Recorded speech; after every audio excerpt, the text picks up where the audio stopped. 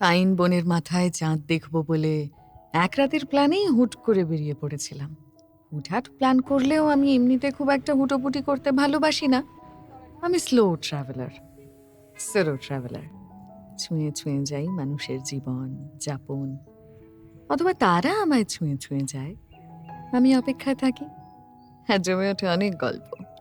চলতে চলতে জিরিয়ে নেওয়ার গল্পও থাকে। সে সব নিয়েই লিখবো তোমায়। ইতি Chaitali.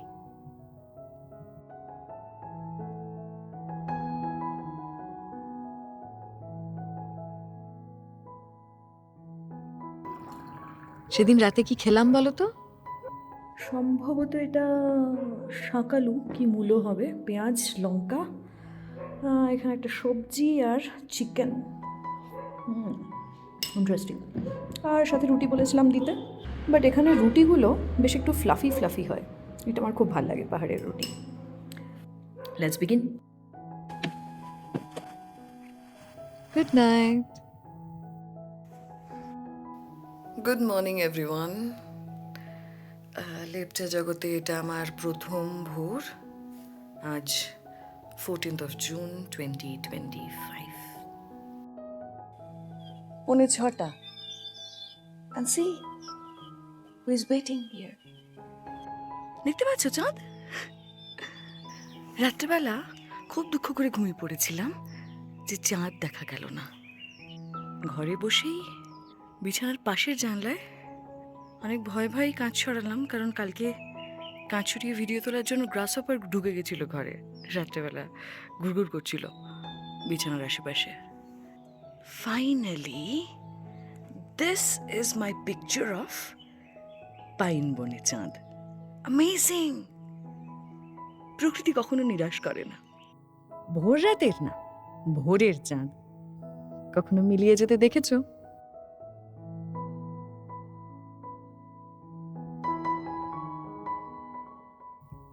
And I'm so happy.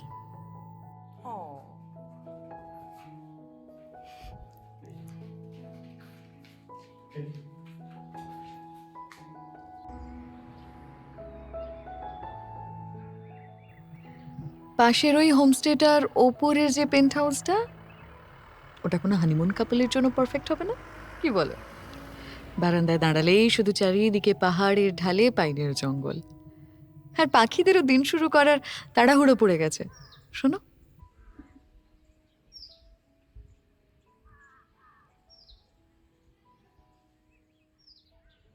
আর আমি বসে পাহাড়ে ম্যাগি খাচ্ছি, উইচ ইজ কী যেন বলে, সর্ষের তেলে করা ম্যাগি। তেল ভাসছে রীতিমতো। Maggi with poach. Cold cream না এনে কেন আমি সানস্ক্রিন এনেছিলাম, তার জন্য হুতাশ করছিলাম, কিন্তু এখন মনে হচ্ছে সত্যিই সানস্ক্রিনটা কাজে লাগবে। মজার কথা হচ্ছে, আমার এক কলিগও আজ আসছে হঠাৎ করেই। মানে তার প্ল্যানটা আগে থেকেই ছিল, আমি জানলাম হঠাৎ করেই। তো কাল রাতে হঠাৎ দেখলাম তার হোয়াটসঅ্যাপ স্টেটাসে একটা পাহাড়ের বাঁকের ছবি। তো জিজ্ঞাসা করাতে বললো আমিও লেপচা আসছি, লেপচা জগৎ। তো কিছুক্ষণেই চলে আসবে হয়তো। We will meet.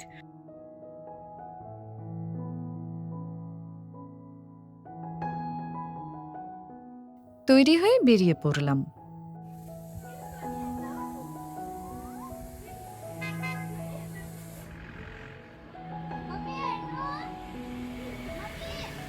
সোলো ট্রিপে সে এমন হঠাৎ দেখা এর আগে কখনো হয়নি, কিন্তু দেখা যখন হয়েই গেল তখন ভাবছি আমার সেই বন্ধু কাম কলিগ তিয়াশাকে দিয়ে একটু কাজ করিয়ে নেব।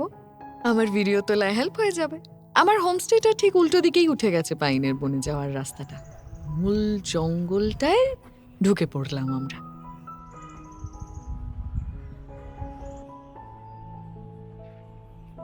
আর যেন আস্তে আস্তে হারিয়ে গেলাম।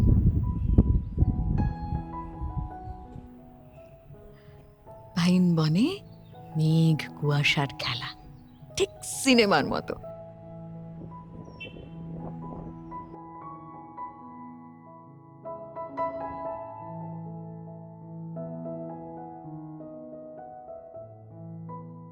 ওই সেই নির্বাক সিনেমাটা, নায়ক নায়িকার যেখানে দেখা হয় না, একজনের সকালের শিফট উনজনের রাতের।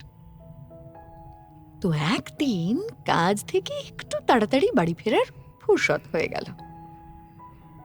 সেদিন ছেলেটা দরজা দিয়ে ঘরে ঢোকা মাত্র পুরো ঘরটা যেন কুয়াশায় ঢাকা পাইন বনে বদলে গেল। দুজনের মাঝে সেই নেমে আসা মেঘেরা যেন চারপাশের সব ভুলিয়ে দিল। আর কেউ কোথাও নেই, কিচ্ছু নেই। কতক্ষণ মন্ত্রমুগ্ধ হয়ে আছি খেয়াল নেই।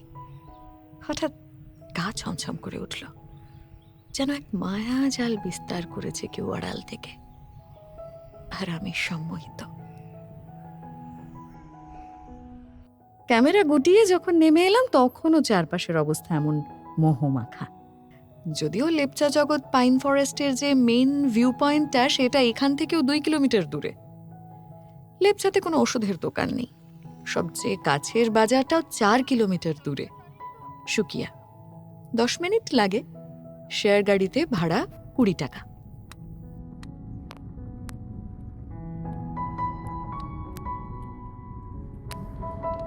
আমাকে এখন সেজে গুজে দেখতে ঠিক এরকম লাগছে, বেশ ঠান্ডা।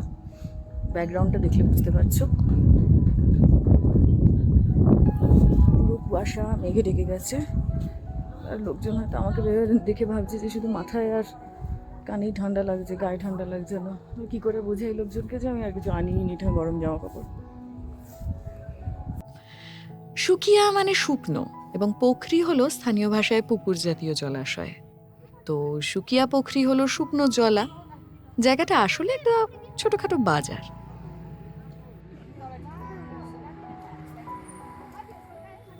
ফেরার পথে 4 কিলোমিটার হেঁটেই যাব ঠিক করলাম। ফুটপাথ নেই তো এই রাস্তায়। আমি যতটা সম্ভব সাবধানে হাঁটছি। প্রচুর বাইকার, কেউ নিজেরা কেউ গ্রুপ করে হুশ হুশ করে বেরিয়ে যাচ্ছে পাশ দিয়ে। ওটা রাস্তাটায় আমি একা হাঁটছি।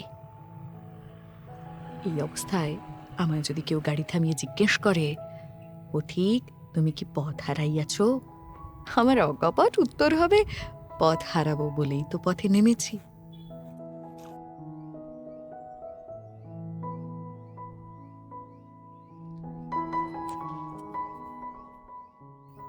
তখনও জানি না এই 4 কিলোমিটার পাহাড়ি পথ বেয়ে চলার ব্যথা ঠিক রাতে জানান দেবে।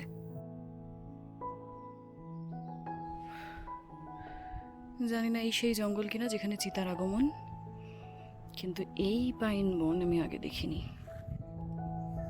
এটা অসাধারণ একটা জায়গা। ঠিক রাস্তার পাশেই এত ঘন একটা জঙ্গল, রিয়েলি আনএক্সপেক্টেড। বাট বর্ষা এখানে জোঁকও থাকতে পারে, so I have to B little careful. Sukia থেকে লেপচা জগৎ প্রায় 4 কিলোমিটার, দুপাশেই পাইনের জঙ্গল। কী সব বলছি, আসলে 3টে বেজে গেছে, আর হোমস্টেতে 3টে অবধি লাঞ্চ দেয়। আমি জানি না যে এখন গেলে খেতে পাবো কিনা, খিদে পেয়েছে জব্বর। ফেরার সময় আলাপ হলো দীপালিদির সাথে। পোষ্যকে নিয়ে বেরিয়েছিলেন, আমার একটা ছবি তুলে দিতে বললাম। পাহাড়ে যারা আস্তানা বানাতে চাও তাদের কাছে উনি নিঃসন্দেহে ইন্সপিরেশন। ওনার হাজবেন্ড আর মেয়ে থাকে কলকাতায়, আর বছর 22-এর ছেলেকে নিয়ে উনি পাহাড়ের এই হোমস্টে সামলাচ্ছেন, দিয়া হোমস্টে। জিজ্ঞেস করলাম, কোন খাতে সব থেকে বেশি ব্যয় হয়? জলটাই বেশি। কত প্রায়? বছরে 3 লাখ 3 লাখ 2.5 লাখ। 2.5-3 লাখ জলের জন্য? মানে এটা সবার মানে গেস্টদের নিয়ে? গেলদের খাওয়া, চান করা সবকিছুই দিয়ে মানে বাথরুমে কল খুললে যে জলটা আসে, বেসিনে যে জলটা আসে, সমস্তই কেনা? সবই কেনা জল। 1000 লিটার জল 1000 টাকা দিয়ে কিনতে হয় আর কি। এই জলটা কোথা থেকে আসে? এই জলটা এরা অন্য জায়গা থেকে নিয়ে আসে, সেটা আমি ঠিক জানি না। গাড়ি করে নিয়ে আসে, রোজ নিয়ে আসে? রোজ নিয়ে আসে। আর আপনাদের কাছে ট্যাঙ্ক থাকে, সেগুলো ফিল করতে হ্যাঁ, হয়? আমাদের সব ট্যাঙ্ক আছে, ওর গাড়ি করে নিয়ে আসে, আমরা ট্যাঙ্কে সব তুলে নেই গাড়িতে। এখানে দাঁড়িয়ে গাড়ি দাঁড়ায়, সব হোমস্টে একই সিস্টেম সব। সব ভোরবেলা আসে? না না, যার যখন দরকার হয় সে তখন ফোন করে, ও ড্রাইভার চলে আসে। আচ্ছা। জলটা যখন ফুরিয়ে যায় তখন ফোন করে, হুম হুম। ড্রাইভার গাড়ি নিয়ে চলে আসে। তাও কতক্ষণ লাগে মোটামুটি? মোটা আমি যেমন ভাবে বলবো যে আমার 5 মিনিটের মধ্যে জল আচ্ছা। লাগবে, কি আধা ঘন্টার মধ্যে জল লাগবে, সেই মতো আসবে। গেস্টের উপরে নির্ভর থাকে যে আমার গেস্ট যদি অনেক থাকে আমার তো আবার জল বেশি লাগবে। মানে গেস্ট বাড়ি আসলেই জলের রিজার্ভারটা আগে ভরে নিতে হয়, তার উপর গিজারের ব্যবস্থা তো থাকলে আর একটু বেশি গরম, আর একটু বেশি জল লাগে। সে তো থাকবেই। আর গ্যাস মানে যাতে রান্না হয় সেই সিলিন্ডার, সেটা তো কিনতে হয়, এখানে আমাদের লোকাল ভাবে কিনতে হয়। ওটা কি সিস্টেমে আসে? মানে এখানে তো হোমস্টে আপনারা লিজ নিচ্ছেন, না, মানে ওটা এখানকার। আমাদের ব্ল্যাক থেকে কিনতে হয়, ব্ল্যাক আচ্ছা, হ্যাঁ সেটাই। প্রচুর খরচা আছে, যেমন খরচা আছে বিশাল। তেমন সেইভাবে যদি গেস্ট হয় তা আশা করি কোনো অসুবিধা হয় না। যেভাবে গেস্ট উঠবে সেইভাবে পয়সাটা উঠবে আর কি।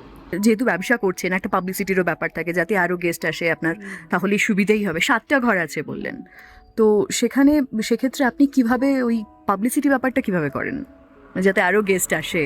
আর আমাদের সব ইয়ে আছে, ইয়ে আছে, আচ্ছা, ইউটিউব থেকে আসে। তারপরে সেই দিকটা কি ছেলেই সামলায়? হ্যাঁ, তারপরে একবার যে গেস্টটা আসে সে নাম্বার নিয়ে যায়, হুম, সেটা হুম। অন্য অন্য জায়গায়ও দিয়ে দেয়, সেই নাম্বারটা কত আসে। সেটাই, মানে একবার যদি গেস্ট এসে খুশি হয় সেইটা সব থেকে বড় প্রমোশন। ভালো যদি তারা যদি সার্ভিসটা ভালো পায় না, তাই একবার কেন একবার, দুবার, তিনবার, চারবারও আসবে এবং তারা আরো অন্যদের পাঠাবে। এটা কি হচ্ছে?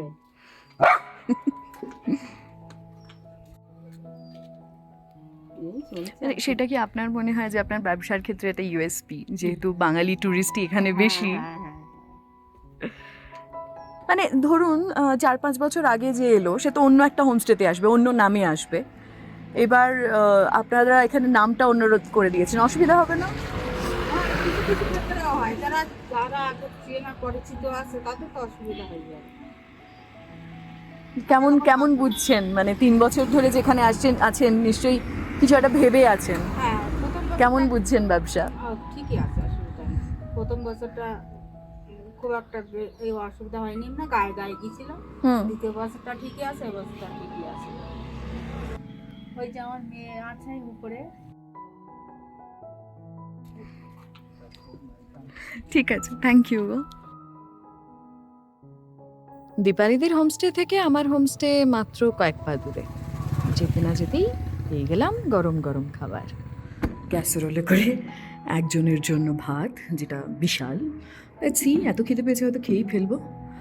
ডাল, ডিম, সবজি, একটি হাতা, আর এখানে কিছু মুখরোচক জিনিসপত্র। বাট আমার সবার আগে পাঁপড়ের দিকেই মন গেল, ওকে আমি খেয়ে নিই। তুমি যদি সোলো আসতে চাও আমার মতো, তাহলে কিভাবে আসবে, জায়গাটা কতটা সেফ, কেমন খরচ হবে, সব জানাবো পরের পর্বে। কেমন? কুঞ্জ ছায়া স্বপ্ন মধুর মোহে, এই জীবনে যে কটি দিন পাবো, তোমায় আমায় হেসে খেলে কাটিয়ে দেব দোহে। ইতি চৈতালি।